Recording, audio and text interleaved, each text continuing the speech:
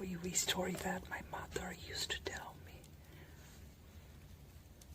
And it begins just like that.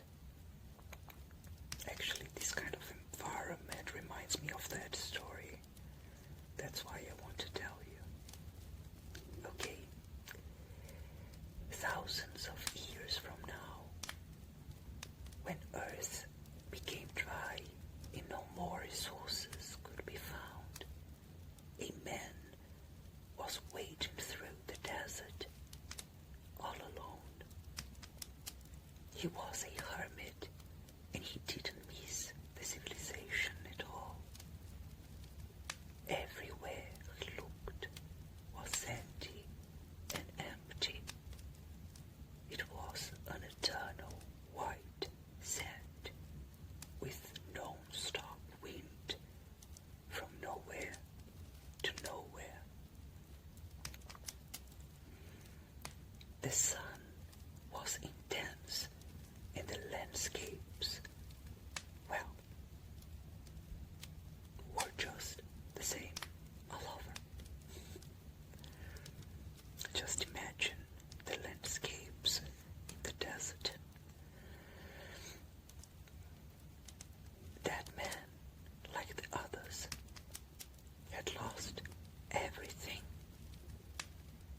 He had no more family, and life amongst the others was just violent. It was when, after days and days, he came upon with a beautiful flower in the midst of the barren land. How was that even possible? A flower with beautiful, beautiful yellow petals. How could that have survived? The man became obsessed by that. If nothing around could give it anything, the supper should be emerging from the heart of the planet. So he started to dig in the sand, desperate. And so he has done that for days. Suddenly, he came across an enormous cave empire. There was a different kind of man living in there, with red face and white hair.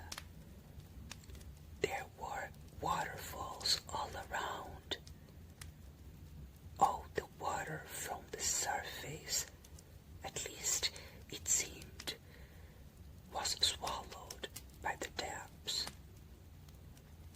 The ambitious man saw in that place the wealth he had always wanted, but he could not handle a war by himself.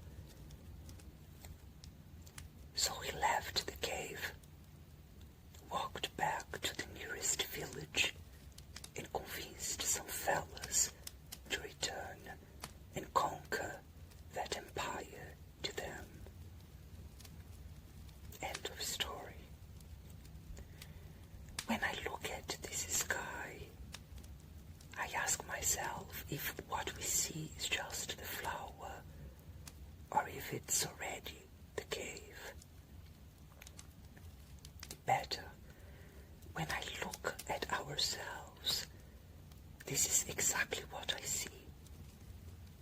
We are like the flowers, leading the others to the deepest parts of us. It's funny to think that the flower, the result of the good, attracted the destruction.